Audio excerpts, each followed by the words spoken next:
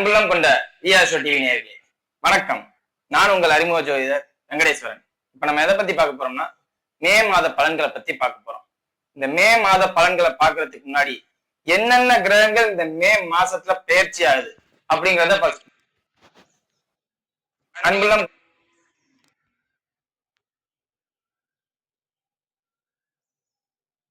கொண்ட அன்புள்ளம் கொண்ட ஈஆர்ஷோ டிவி நேயர்களே வணக்கம். நான் உங்கள் அறிமுக ஜோதிடர் வெங்கடேஸ்வரன். இப்ப நம்ம எதை பத்தி பார்க்க போறோம்னா மே மாத பலன்களை பத்தி பார்க்க போறோம். இந்த மே மாத பலன்களை பார்க்கறதுக்கு முன்னாடி என்னென்ன கிரகங்கள் இந்த மே மாசத்துல பெயர்ச்சி ஆகுது அப்படிங்கிறத ஃபர்ஸ்ட் பார்ப்போம். சூரிய பகவான் ஆனவர் மே மாதம் 14ஆம் தேதிக்கு பின் ரிஷபராசியில சஞ்சரிக்கிறார். அது மட்டும் தானா, மே மாதம் 6ஆம் தேதியே புதன் பகவான் மேச ராசியிலும், அதே புதன் பகவான் மே மாதம் 23ஆம் தேதிக்கு பின் ரிஷபராசியிலும் சஞ்சரிக்கிறார்.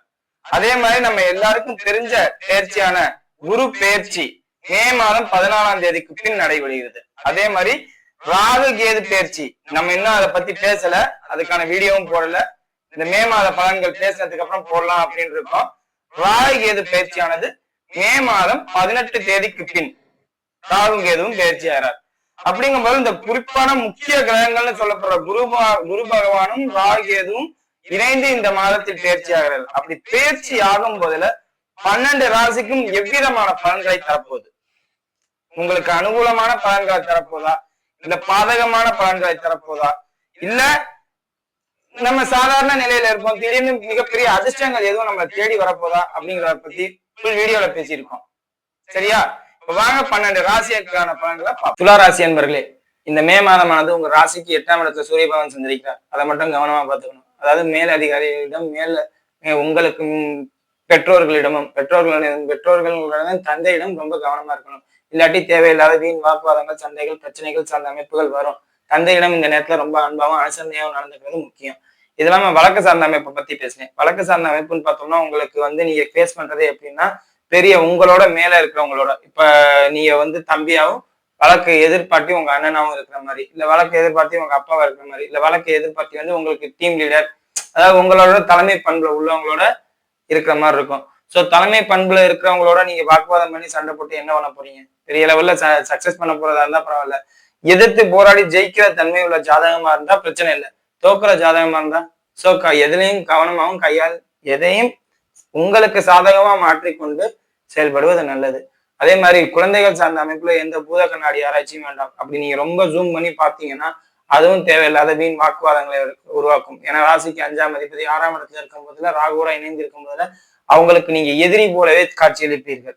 அதே மாதிரி குழந்தைகள் பெற்றோர்களாக இருக்கும் பட்சத்தில் துளாராசினர் பெற்றோர்களாக நீங்க இருந்தீங்கன்னா, துளாராசினர் உங்க குழந்தைங்க உங்களுக்கு எதிரி மாதிரி பார்க்கும். நீங்க அதே மாதிரி உங்க குழந்தைகளை நீங்க எதிரி மாதிரி பார்க்குற தன்மையில ஒரு பிரச்சனை மாதிரியோ ஒரு தடை மாதிரியும் பார்க்குற தன்மையில உள்ள இதுக்கு வரும். ஸோ அவங்க விஷயத்துல கொஞ்சம் அமைதியாகவும் அனுசரியாகவும் நடந்துக்க பாருங்க. அதோட முக்கியமா 5ஆம் அதிபதி 6ஆம் இடத்துல வரும்போதுல நோய் சார்ந்த அமைப்பு, வயிறு சார்ந்த பகுதிகளில் பிரச்சனை, இது இல்லாம காதல் சார்ந்த அமைப்புல பிரச்சனை, இந்த மாதிரி அமைப்புகள்லாம் நிறைய வரும்.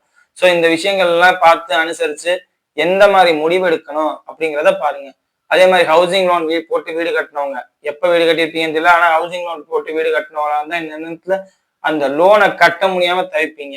அதே மாதிரி புதுசா வீடு கட்டணும், நான் ஹவுசிங் லோன் போடலான்னு இருக்கேன், எனக்கு இந்த நேரத்துல சாங்ஷன் ஆகுமான்னு கேட்டா கண்டிப்பா சாங்ஷன் ஆகும். ஏன்னா ராசிக்கு 4ஆம் அதிபதி 5ஆம் இடத்துல இருக்கிறதுனால கண்டிப்பா உங்களுக்கு லோன் ரிலேட்டடா எந்த பாதிப்பும் வராது, கிடைக்கும். அதாவது கடன் வாங்க இந்த நேரத்துல முடியும் உங்களால. ஆனா கடனை திருப்பி கட்ட முடியுமான்னு கேட்டா வாய்ப்பு கொஞ்சம் குறைவா இருக்கு. ஏன்னா ராசியை குரு பகவான் பார்க்கறதுனால மட்டும் எல்லாமே சொல்லிட முடியாது. ராசி அதிபதி உச்சமா இருக்கிறனால மட்டும் இந்த நேரத்துல என்னால சமாளிக்க முடியுமான்னு சொல்ல முடியாது. ஜனனகால ஜாதகத்துல சொந்த வீட்டுல இருக்கிற விதி இருந்தாதான் கடைசி வரை அந்த லோனை கட்டி நம்மளால வீட்டுல இருக்க முடியும். இல்லாட்டி அந்த மாதிரி நம்மளால முறையா செய்ய முடியாது. சரியா? அதே மாதிரி திருமணம் சார்ந்த அமைப்பு இந்த நேரத்துல கொஞ்சம் பத்தாம இருக்கு.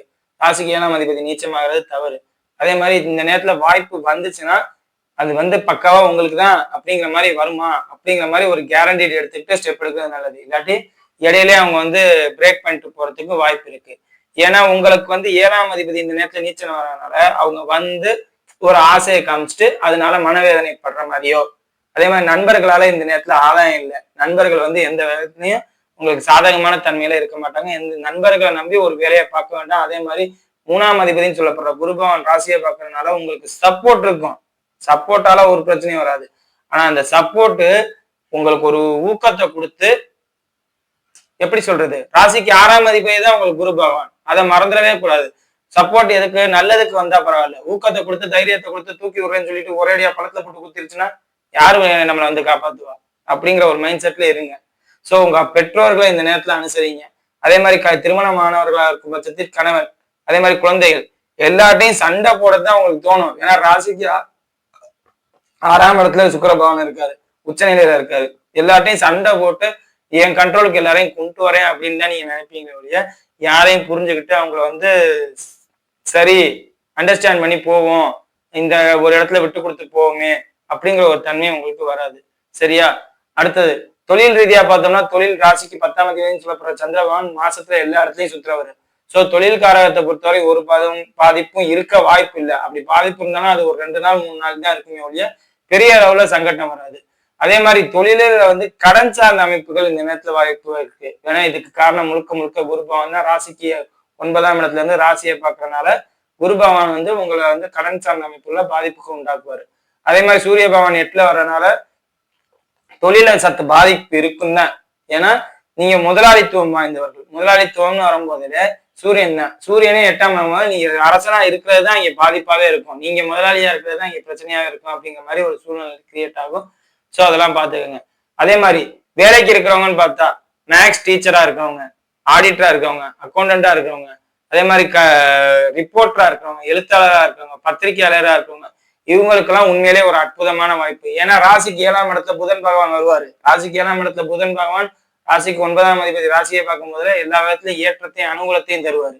எந்த மாதிரின்னு கேட்டா, உங்களுக்கு வந்து திடீர் ஊதிய உயர்வு, திடீர் பதவி உயர்வு, இது இல்லாம பாதிப்பும் இல்லாம, அதாவது பாதிப்புன்னு சொல்றதோட சாதகமான தன்மையில எல்லாத்தையும் கொடுப்பாரு. அதாவது ஏற்கனவே ஏதாவது பாதிப்புல இருந்தீங்கன்னா கூட அந்த பாதிப்பை உடைச்சு சரி பண்ணி உங்களுக்கு சாதகமா உங்களுக்கு பக்கவான ஜோன்ல மாத்தி கொடுப்பாரு. அதுலலாம் ஒரு குறையும் இருக்காது. அதே மாதிரி சுக்கிரன் உச்சமா இருக்கிறதுனால நீங்க வந்து 6ஆம் குழந்தைகள் சார்ந்த அமைப்புல எந்த அளவுக்கு அன்பா இருப்பீங்களோ அந்த அளவுக்கு பிரச்சனையும் காமிப்பீங்க. அதாவது ஈடுபாடும் கொடுப்பீங்க, பிரச்சனையும் உருவாக்கி வைப்பீங்க. சோ ஈடுபாடு கொடுங்க, தப்பு இல்லை. பிரச்சனை வர மாதிரி இருந்தா கொஞ்சம் அமைதியா ரிலாக்ஸ் பண்ணி வெளியில வந்துருங்க. இல்ல அவங்க குழந்தைங்கள வெளியில போக சொல்லி நீங்க உங்களை தனிமைப்படுத்திக்கங்க. இல்லாட்டி அது வந்து தேவையில்லாத இன்சைட்ல தான் இருக்கும்.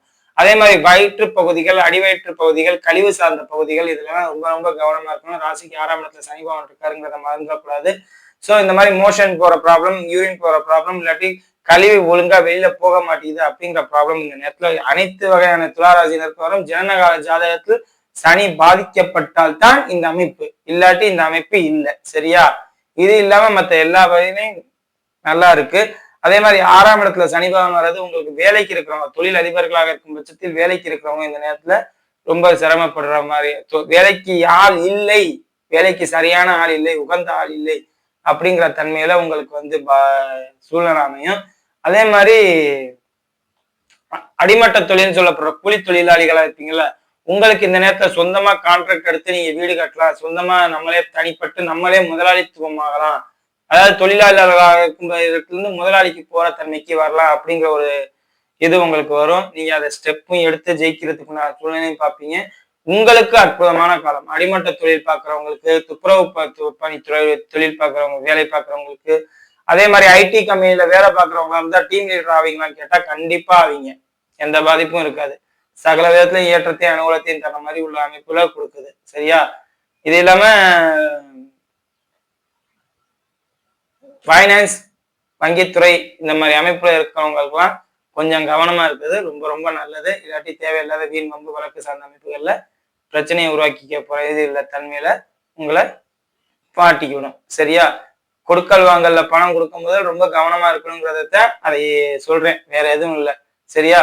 இப்ப வாங்க நட்சத்திர ரீதியான பலன்கள் பார்ப்போம். சித்திரை நட்சத்திரக்காரர்கள். சித்திரை நட்சத்திரக்காரர்களை பொறுத்தவரை நட்சத்திராதிபதி நீச்சம். குடும்பத்துல தேவையில்லாம பேச வேண்டாம். முடிஞ்ச அளவுக்கு அமைதியா இருக்க கத்துக்கங்க. முக்கியமா மனைவி கிட்ட பேசவே வேண்டாம். பேசுனீங்கன்னா தேவையில்லாத வீண் வாதம், வம்பு வழக்கு, இதெல்லாம் பழக்கம் ஆகாது, வம்பு சண்டை வரும். ஆனா அது வந்து சரியாயிரும். அது அப்படியே இருக்குமான்னு கேட்டா அப்படியே இருக்காது, போக போக சரியாயிரும். ஆனா அந்த நேரத்துல தேவையில்லாத தானே. இன்னும் சொல்ல போனா நீங்க சினிமா பார்க்கு எல்லாத்துக்கும் கூட்டி போயிருவீங்க, ஹாப்பியா வச்சுக்குவீங்க. அப்படியும் உங்க பேச்ச கேட்காம சண்டையும் போடுவாங்க. சோ இது யதார்த்தம் தானே ஒழிய உங்களுக்கு அது பாதிப்பு செவ்வாய் நீச்சம். அதனால இந்த மாதிரி அமைப்புகள்ல நடக்கிறது இயல்பு. அதே மாதிரி திருமணம் சார்ந்த அமைப்பா இருந்தா இப்போதைக்கு வேணா கொஞ்சம் தள்ளி போடுவோம். இல்ல ஜனனகால ஜாதக அமைப்புல திருமண அமைப்பு யோகம் இப்பதான் இருக்கு அப்படின்னு சொல்லி திருமண அமைப்பு பண்றாங்களா, ரைட்டு பண்ணுங்க. அதை பத்தி ஒண்ணும் இல்லை, எதா இருந்தாலும் பாத்துக்கலாம். சரியா? அடுத்தது சுவாதி நட்சத்திரக்காரர்கள். சுவாதி நட்சத்திரக்காரர்களை பொறுத்தவரை ஒரு குறையும் இல்லை, எல்லாமே நல்லா இருக்கும். உங்க நட்சத்திராதிபதி கும்ப வீட்டுக்கு வர போறாரு. அதே மாதிரி உங்க ராசியாதிபதி உச்சநிலையில இருக்காரு. எல்லாமே சாதகமான தன்மையில இருக்கு. இது இல்லாம திருமணம் ஆகாதவர்களாக இருந்தால் ஜனனகால ஜாதகத்தை ஒரு ஆய்வுக்கு எடுத்துக்கோங்க. நீங்க கோச்சார பலனே பார்க்க வேண்டாம். உங்க ஜனனகால ஜாதகம் எப்படி இருக்குன்னு மட்டும் பாருங்க. அது சரியா இருந்தா திருமணம் சார்ந்த அமைப்பை பண்ணலாம். தைரியமா மூவ் பண்ணிட்டு ஸ்டெப் எடுத்துட்டு போய்கிட்டே இருக்கலாம். அதே மாதிரி குழந்தைகள் சார்ந்த அமைப்பு, ரொம்ப நாளா நான் குழந்தை இல்லாம இருக்கேன், எனக்கு குழந்தை பிறக்குமா அப்படின்னு சொல்லிட்டா நிச்சயமா உங்களுக்கு குழந்தையும் பிறக்கும். அதே மாதிரி கலைத்துறையினருக்கு அற்புதமான வாய்ப்புகள்லாம் தேடி வீட்டுக்கு வரும். ஸோ அந்த வாய்ப்புகள்லாம் பயன்படுத்திக்கோங்க. அதே மாதிரி பேங்க் ரிலேட்டடா இருக்கிறவங்களா இருக்கும் பட்சத்தில் பெரும் பணத்தை உங்கள்கிட்ட இது பண்ணுவாங்க. அதனால கையாடல் பண்ணாம கரெக்டா பண்ணிக்கோங்க. அதே மாதிரி ஆடிட்டிங்ல எல்லா அக்கௌண்ட்ஸ்ல எல்லா மீடியா துறையில இருக்கிறவங்களுக்குலாம் எல்லாருக்குமே பார்த்தோம்னா ஒரு பதவி உயர்வோ கௌரவமோ ஊதிய உயர்வோ, அதாவது மணி ரிலேட்டடாவே ஒரு சாதகமான தன்மையில உங்களுக்கு சூழ்நிலை வரும். ஸோ அதை கரெக்டா பயன்படுத்தி கொண்டு போனீங்கன்னா நீங்க நல்லா இருப்பீங்க. தப்பா பயன்படுத்தினீங்கன்னா எல்லாமே சறுக்கி விட்டுரும். ஏன்னா நட்சத்திராதிபதினு சொல்லப்படுற ராகுவான் கும்ப வீட்டுல வரும்போதுல எல்லா விதத்திலையும் சாதகமான தன்மையை கொடுப்பாரு உங்களுக்கு. சரியா? அடுத்தது விசாக நட்சத்திரக்காரர்கள். விசாக நட்சத்திரக்காரர்களை பொறுத்தவரையும் திருமணம் சார்ந்த அமைப்பு சற்று பாதிப்புள்ளா இருக்கு. அதே மாதிரி இந்த மாத கடைசியில அடிவயிற்று சார்ந்த பகுதி, கழிவு சார்ந்த பகுதின்னு சொன்னேன் பாத்தீங்களா, அந்த பகுதிகள்லாம் பிரச்சனை மருத்துவரை சந்திக்கிற மாதிரி அமைப்பு வரும். அதே மாதிரி சீரணம் ஆகாம அந்த ஹீட்டால போகும்ல, லூஸ் மோஷன் போகும்ல, அந்த மாதிரி அமைப்புகளும் வரும். ஸோ உடம்புக்கு முக்கியத்துவம் கொடுங்க. வேற எதையும் தேவையில்லாம சிந்தனை பண்ணி அழட்டிக்க வேண்டாம். ரிலாக்ஸா இருங்க. இந்த உலகத்துல எதுவுமே சாதகம் 100% கரெக்ட் இல்லை அப்படிங்கிற ஒரு தன்மையில கொண்டு போய் நீங்க எல்லாத்தையும் பண்ணுங்க. சரியா? வீடியோ இப்பதான் ஃபர்ஸ்ட் டைம் பாக்குறதா லைக் பண்ணுங்க, ஷேர் பண்ணுங்க, கமெண்ட் பண்ணுங்க. சேனலை மறக்காம சப்ஸ்கிரைப் பண்ணுங்க. வேற சொல்லி கீழே உள்ள நம்பருக்கு கால் பண்ணுங்க. நன்றி.